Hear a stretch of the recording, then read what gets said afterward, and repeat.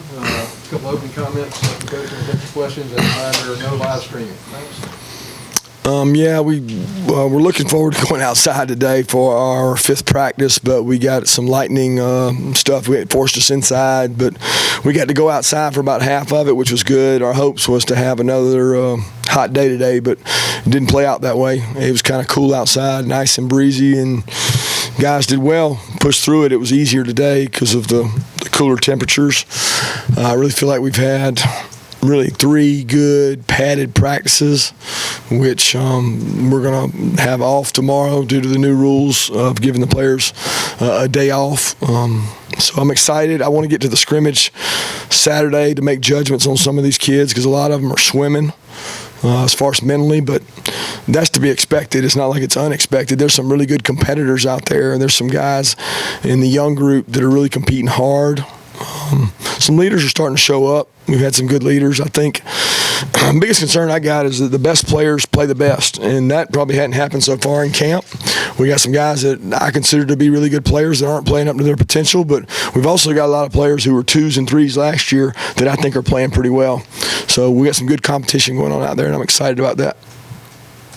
When you say some of the players maybe aren't living up to how you expect to play that, complacency or something? I don't know. You call it what it is, but I know as I look out there, there's a couple guys that you would say, okay, this is the guy that maybe played really well last year, and he's not playing to the level that I think he can play to, and that's probably one of the scariest things that could happen to our team. But the good news is, in a lot of those positions, there's a guy just as talented behind him that's scratching and clawing, or maybe just got here and is fighting for playing time, and that excites me because they're really eager to learn and they're fighting to learn, whereas sometimes you get a casual nature about you if you think you know everything or you think you kind of understand everything. So we've had to have some talks about that with some guys.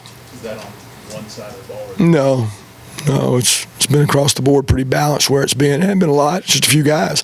You got to think about it. There's only a few spots where you could say, well, that guy's a pretty solid starter. Well, some of those guys aren't living up to their ability. They're not practicing the right way, and we've done as much as we can to encourage them to practice better because the competition level that's out there is way more increased and it's more intense. There's more good players across the board. Now, a lot of them don't know what they're doing. They don't know what they're doing, and they got to figure that out, but they flash, which in the time I've been coaching, what you see is flashes. When you see a guy flash, you say he's got it in him if he knows what to do.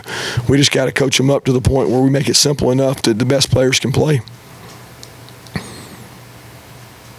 you doing as much, I know some guys are, but as much cross-training on the offensive line as maybe you've done here? Yeah, we got a lot of different rotations. By period, we change guys on fields. Got tackles playing guard playing tackles. Certainly some of our guards we don't feel can play tackle, but we've got some guards switching and going out. I mean, I don't think you guys get to see all those combinations. So there's a lot of combinations going on in there to find the best depth we can find. Coach, speaking of the rotation, I want to ask you about the defensive line. And, Coach Scott and what he does to kind of bring players in and out constantly, whether it be in the practice or games. How does that kind of correlate with the depth you'll have on the line there to kind of help out? Yeah, I think any defensive line in the SEC has to play a lot of guys. You have to be able to play a lot of players in the defensive line. They get wore down. They're second effort players. They cover down. They run so much more than offensive linemen. So to be able to switch those guys out, a lot of them are playing double teams. I think it helps. I don't know yet who those people are that are going to be our 8 or 9 we rotate in. There's some really good competition there. Obviously, Tyler is going to be a guy that's played a lot of football for us. Julian's played a lot of football for us. Jay Hayes is a guy that has picked everything up mentally, led better. But kind of after those core guys, what you've got is a group of guys that are fighting for those rotations. And I think that the fastball world we live in, you better be able to get guys in and out of the game. Right after the last game, your message was, Georgia football is kind of here to stay. And it seems like that's a thing that you've continued since then. How do you think this group of guys has taken to that theme, I guess? Yeah, I don't know that they look at it as what I said or that message from that game. I think they bought into the fact that if they do things the right way, they'll have success. And biggest thing we've preached to these guys is that the whole pressure is privilege. I mean, it is a privilege. I mean, it's not Superman's fault if he can fly and he doesn't take advantage of it. My whole point is you have an advantage. Your advantage is you're a really good player. Use all your skill set. So if Superman can fly, I say fly. That's an advantage he has, right? So our guys, if they can play here, we should play here. We shouldn't play down to here in practice and then try to go up. So the standard's been set to where we should go. So the expectation is if you're whoever, Jonathan Ledbetter, Jake Fromm, it doesn't matter who you play to the level that you need to play to make yourself better, and the rest will take care of itself. And that's what last year's team did. They really practiced the same way they played in the game, and I think that's hard to find because so many people want to take it off, take it easy, and you can't do that. I know it's a broad question, but what are the elements that go into sustaining success next year there? Well, the biggest thing is that everybody understands that it's not going to come because of what you did in the past. So this year's completely independent of the previous. We got to go out there and practice the right way. We got to develop talent. We got to be able to avoid injuries. And if we have injuries, do we have backups prepared to come in and fight and compete?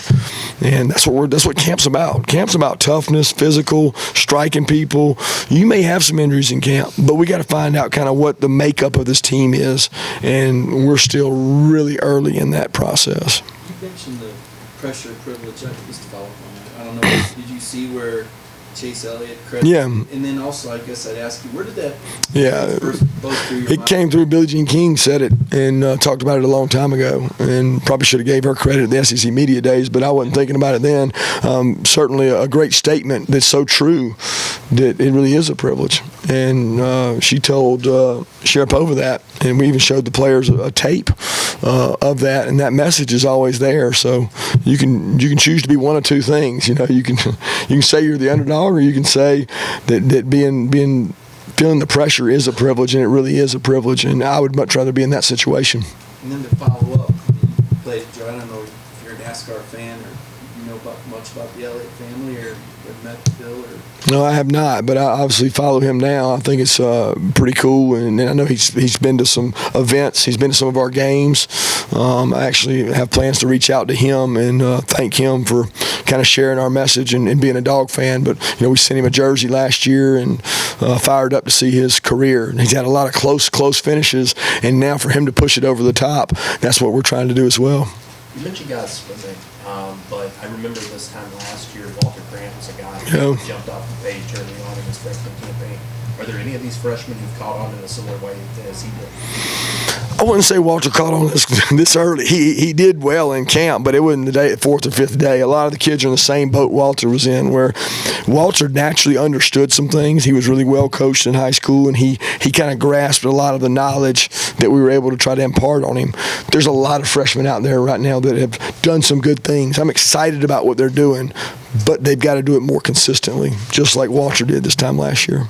Was Godwin all the way back today? No, he's not all the way back. I think he did maybe some Indy drills, but no, I think that's about all he was able to do today is maybe when y'all were there. He tried to push through Indy. We're trying to get a little more out of him each day. So if I'm not mistaken, he only did period 2 and 3, and that may have been the time y'all were there. So he's still trying to push through. We think he's going to be fine, but it's a deal where he's got to be able to build up stamina because he hasn't been able to get in shape because of the injury. Coach, I wanted to follow up on your comments about since Amir White from last week. I mean, it's kind of come back from this injury and done it so quickly. I mean, what does that show you about the progress he's made? Like, did it surprise you that everything's been done as quickly? Well, I don't know that in this day and age you would say as quickly. I kind of think that he's like on schedule, a little ahead of schedule. Okay, so it's not like I mean, he got injured last year in the football season, so it's not a miracle that he's back going. Now, he is pretty special when it comes to rehab, buying in, doing wrestling, doing karate. He does all these extra things, very similar to what Nick did. So that part, his effort and all his work he's done is incredible. But I don't think where he's at, I think if you asked him, he would want to take the knee brace off. And he could take the knee brace off in practice, but it's precautionary. It's to get him more comfortable, and it's a little rigid, and it's not comfortable for him. So, I mean, he's not out there feeling like he's his old self yet, if that's what you're asking. But he is cleared, and he's safe to practice. He just doesn't like having that knee brace on. we talked with Mel on Saturday. He was talking about Richard LeCount, and I know that was a guy that you challenged back in the spring and, doing what it took to be great. Said Richard's arrow's kind of pointing up. Have you kind of seen that during camp? Have you kind of seen him kind of make a little bit of a move in the right direction the way you wanted him to? Which time? His arrow's up, and his arrow's down, then his arrow's up, then his arrow down. He makes some of the greatest plays I've ever seen, and then he makes some of the most bonehead plays. So there's not a level of consistency there, and y'all are all going to take that and write all these bad stories about Richard and say I said something bad about Richard. I love Richard. Richard's one of my favorite players to coach. And then y'all say, well, man, Coach Smart's just attacking Richard. That's not the case. I think Richard loves to practice. He loves football as much as anybody out there, but he has to do things consistently in order to be successful. And right now, he's not doing things consistently. Has he made some phenomenal plays? Yes. Is he talented? Yes. But we have to play within a system, have to play with discipline. You have to do your job. If your job's to play the half, you got to play the half. And that's what we're working with Richard on. Coach, you weren't in, I'm sorry, you weren't in pads yet on Saturday. It was hard not to notice James. Yeah, he had a pretty good day that day. Is that translating? And you see him? Well, I would say that day was a little special. I mean, when we go back, we went and watch the tape of that practice. He had a lot of balls. It just happened that way. It wasn't like it was by design. Hey, this is going to be James Cook feature day. I mean, he had some plays that he hit, and he looked really good, and he had really good GPS numbers. So, I mean, I felt like you did, but I can't say that's been every practice. It hasn't stuck out like that. But that practice, if you just had that practice to go off of, which y'all do, I could see that because he had a really good practice. He's an exciting player. He loves football. He's tough. He's not afraid to compete with anybody at 185 pounds. I really like watching the guy play, but to say that he's more ready than any of those other backs, that's a long stretch because he's got a long way to go. Two more questions. You mentioned the spring, there were times that, like, a play would be made that you would say, oh, Roquan used to make that. Where are you all with that now? And how much does, when you take out one guy that was kind of a game changer by himself, change the identity of the defense? You know, I don't know how to answer the second question because I think the identity is created by the people in the room. He's obviously not in the room. But I try not to look at plays because you can't live in the past. I mean, there's a bunch of plays out there that he'd have made that nobody's made because there's nobody that's Roquan. They're different. You know what I mean? So we're not going to have a guy that's a first-round pick at inside backer. That's just not going to happen for us this year. But we got a lot of other guys around him that are experienced.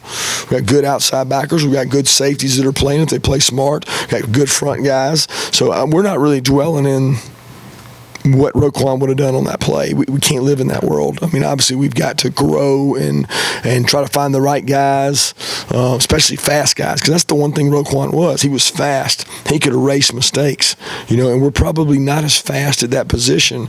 But by committee, we still have a good inside linebacker room. It's just not, we don't have that one outlier that was so fast. Does that answer your question at all? Regarding the punters, is Marshall Long just not on the 110, or what's his status in Jake and Landon? How are they so far? Yeah, Marshall was not completely healed. I mean, he felt like he was back right before the end of the summer, but didn't feel like he was quite 100%. And we got two 100% punters versus a guy that's a little bit injured. So it's really, I think, 7 or 8 practices before school starts, and then Marshall will be back with us the Monday whenever school starts, the 13th.